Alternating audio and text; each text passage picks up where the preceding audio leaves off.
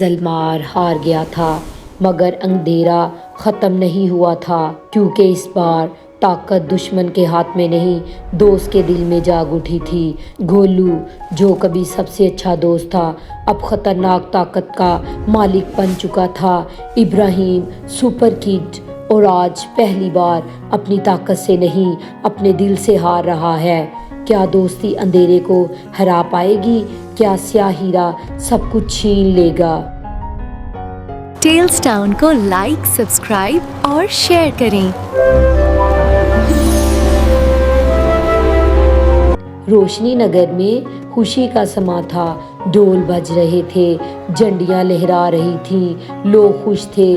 زلمار ہار گیا مگر ابراہیم کا دل بے چین تھا، وہ بار بار اپنے دوست گولو کو دیکھ رہا تھا۔ گولو ایک کونے میں اکیلا کھڑا تھا، نہ ہنس رہا تھا نہ بات کر رہا تھا، اس کی جیب سے ہلکی سی کالی روشنی نکل رہی تھی۔ ابراہیم نے دل ہی دل میں سوچا، یہ پتھر اب بھی زندہ ہے۔ اگلے دن اسکول میں سب چونک گئے۔ گولو جو ہر وقت ہنستا تھا آج سب سے دور بیٹھا تھا۔ ابراہیم، گولو آؤ فٹ بال کھیلتے ہیں، سب تمہیں یاد کر رہے ہیں۔ گولو نے آہستہ سے سر اٹھایا اور ایک لمحے کو اس کی آنکھیں کوئلے جیسی کالی ہو گئیں۔ گولو، مجھے اب کھیل نہیں چاہیے، مجھے طاقت چاہیے، ویسی طاقت جیسی تمہارے پاس ہے۔ ابراہیم کے جسم میں سنسنی دوڑ گئی۔ دوپہر کے وقت اچانک بجلی چلی گئی، لائبریری میں کتابیں خود بخود اڑنے لگی، بچے چیختے ہوئے باہر بھاگے۔ گولو کھڑا تھا، اس کے پاؤں کے نیچے سے کالی لہریں نکل رہی تھی، اس کے ہاتھ میں سیاہ ہیرا تھا جس سے کالا دھواں پورے اسکول میں پھیل رہا تھا۔ بچے خوف سے جم گئے، ہر طرف کالا دھواں تھا۔ گولو خاموش کھڑا تھا۔ اچانک لائبریری کی ایک بھاری میز ہوا میں خود بخود اٹھ گئی، پھر کرسیاں، پھر کتابوں کے انبار، سب کچھ گولو کے گرد گھومنے لگا جیسے وہ سب کا بادشاہ ہو۔ گولو نے آہستہ سے سر جھکایا۔ یہ طاقت ہے ابراہیم، سوچنے سے چیزیں ہلتی ہیں، یہ ہے طاقت۔ اس نے صرف آنکھوں سے اشارہ کیا۔ ایک بھاری الماری ہوا میں اٹھی اور زور سے دیوار سے ٹکرا گئی۔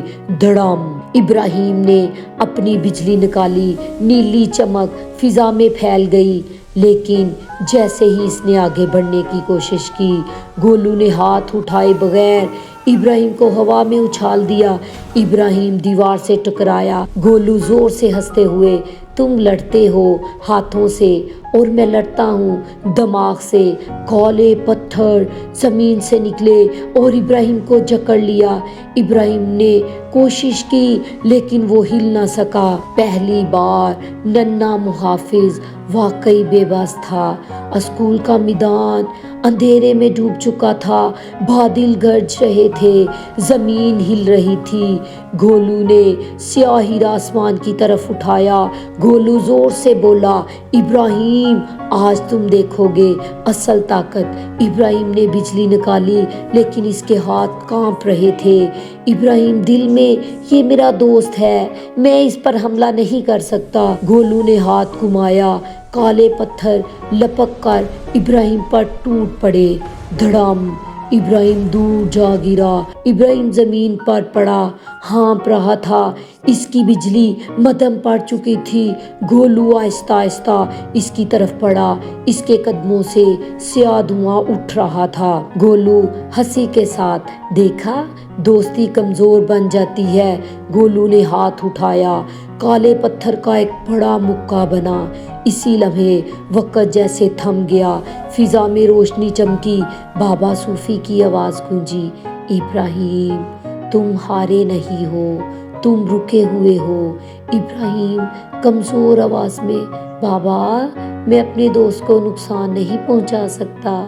بابا صوفی، اور یہی تمہاری طاقت ہے، طاقت سے نہیں یادوں سے لڑو، دل کی گرمی جگاؤ، بجلی خود جاگے گی۔ ابراہیم آہستہ آہستہ کھڑا ہوا، اس نے اپنی بجلی بند کر دی۔ گولو چونکا، گولو ڈر گیا۔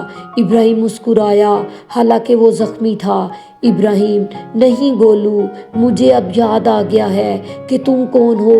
ابراہیم آگے بڑھا، کالے پتھر اسے زخمی کر رہے تھے لیکن وہ رکا نہیں۔ ابراہیم: یاد ہے جب تم نے مجھے کہا تھا کہ دوست کبھی دوست کو اکیلا نہیں چھوڑتا؟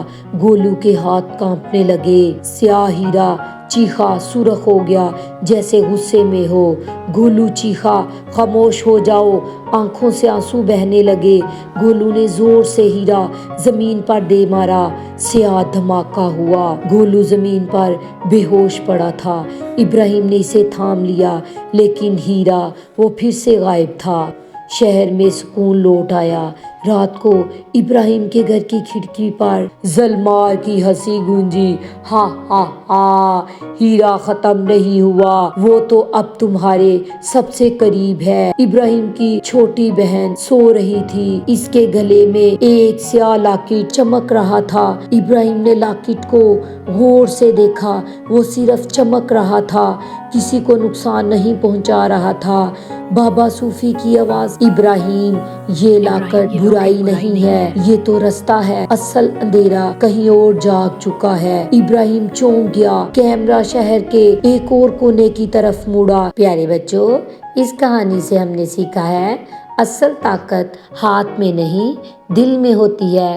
محبت اندھیرے سے بھی بڑی طاقت ہے۔ تو ملتے ہیں اگلے پارٹ میں، تب تک کے لیے اللہ حافظ۔